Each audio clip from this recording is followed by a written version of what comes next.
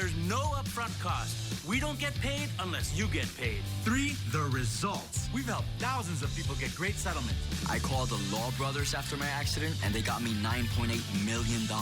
We're the Law Brothers. Call 1-800-222-2222.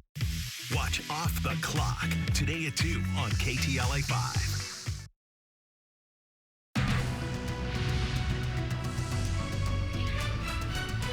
Now at noon, police detain a person of interest in a deadly and apparently random stabbing aboard a Metro B-Line train. Thanks for joining us for the KTLA 5 News at Noon. I'm Glenn Walker. And I'm Lou Parker. That attack shocked people we spoke to at the busy Universal City, Studio City Metro station. That is where KTLA 5's Kimberly Chang joins us now live with the very latest. Kimberly? Hi, we're right out front, the Universal Studio City stop. This is right across from Universal Studios, a theme park. If you are planning on using the station, just know that they are closed for now until further notice. If you take a look behind me, you can see the crime tape up right in front of the escalators, and there are officers here stopping people from going down to the platform.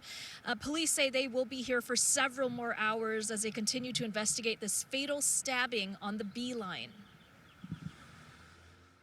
A stabbing had occurred on the B-Line train, and the victim, a female adult, exited the platform, as well as the suspect, who was described as a male black wearing distinctive clothing.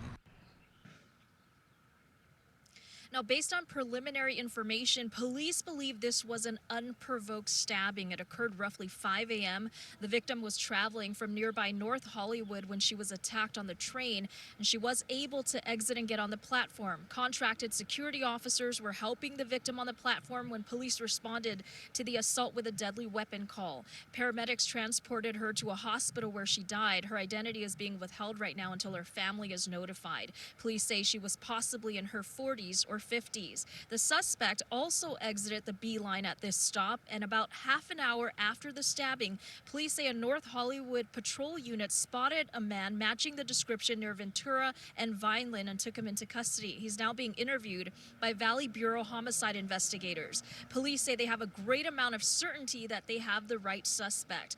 Now, we spoke with Metro riders this morning. One woman was very upset to hear about another stabbing. She witnessed one herself just a few years ago.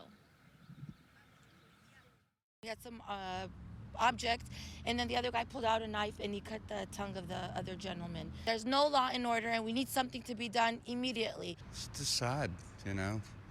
It's just people trying to get to where they're going, but you know, I've been hoping they would up the police presence in the stations. Scary.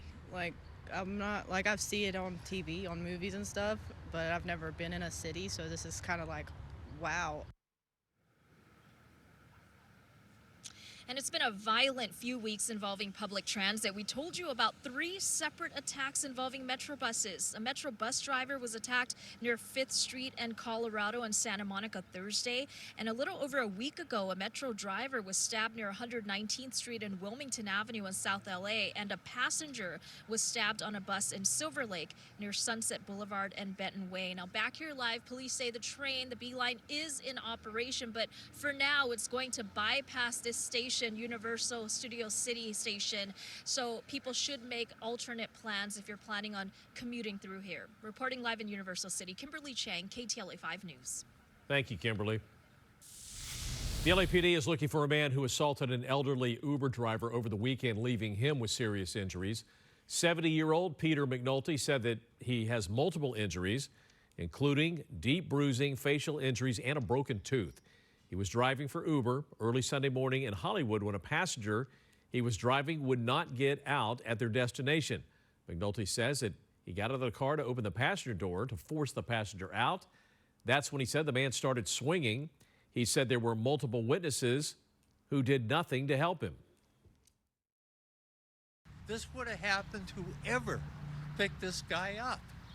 So I guess in some way, I was lucky to be able to at least handle the situation. But it's getting crazy out there. Be prepared wherever you are at all times, because you can't expect help. If something goes bad, you got to handle that situation yourself, at least for a few minutes. McNulty describes the man as being a male Hispanic in his late 20s. He has filed a police report and reported the incident to Uber. Today, the Supreme Court is hearing arguments on whether cities can punish homeless people for sleeping outside. It is considered the most significant case involving homelessness to reach the High Court in years. KTLA 5's Trevor Shirley in Washington, D.C. with more details. And the court's decision in this case could have a major impact on how cities all across the country deal with their homeless populations.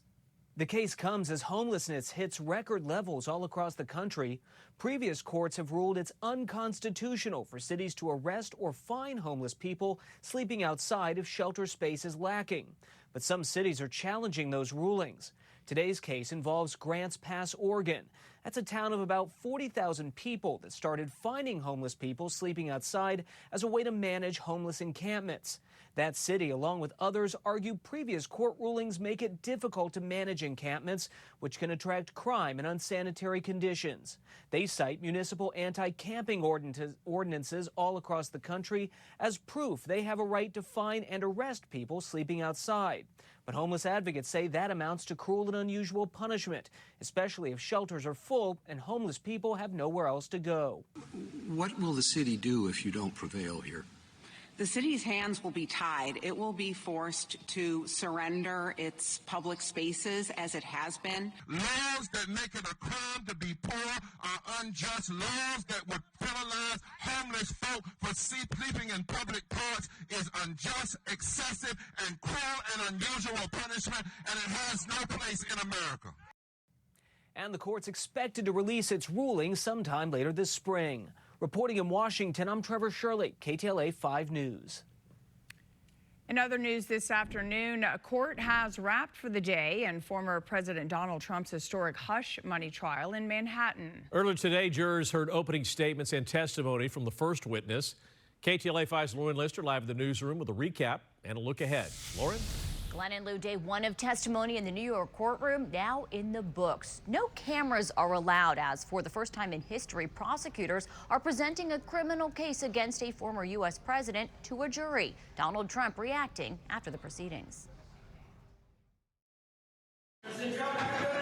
Former President Trump leaving court after opening statements and the first witness seeking to downplay the charges he faces. It's a case as to bookkeeping, which is a very minor thing in terms of the law, in terms of all the violent crime that's going on outside. Trump charged with 34 felony counts of falsifying business records, centering on a $130,000 hush money payment made to adult film star Stormy Daniels to prevent her claims of a sexual encounter from becoming public before the 2016 election. The prosecutor in court today alleging this case is about a criminal conspiracy and a cover-up to corrupt the 2016 election. The former president's attorney telling jurors Trump is innocent and did not commit any crimes. The attorneys are giving the jury a roadmap for what to expect. So I don't know that the case will be won and lost on opening statements. I frankly doubt that. But it is important. It's setting the table. Called to the stand today, David Pecker, longtime publisher of the National Enquirer. Prosecutors claim he was a member of a plot to conceal damaging stories about Trump. Trump's attorney telling jurors they'll hear nothing illegal about what happened among the men and the tabloid. I think it went very well. Trump must attend his estimated 6-week trial, and each day he's in court keeps the presumptive GOP presidential nominee from hitting the campaign trail. I'm here instead of being able to be in Pennsylvania and Georgia and lots of other places campaigning, and it's very unfair. Tomorrow in court, David Pecker's testimony set to continue. He was reportedly on the stand for just a few minutes today. Trump has denied an affair with Stormy Daniels. His attorneys argue payments he made to lawyers at stake in this case were legitimate legal expenses. He's pleaded not guilty, and if convicted, he could face prison time or probation, but a conviction would not prevent him from being president if he wins the election. That's the latest live in the newsroom. Lou, back to you. All right, Lauren, thank you. People of the Jewish faith are celebrating Passover, which begins at sundown. The holiday commemorates the Israelites' exodus from ancient Egypt and their transition from slavery to freedom. The celebration traditionally begins with a ceremonial dinner called the Seder. It will culminate with another Seder on the 30th.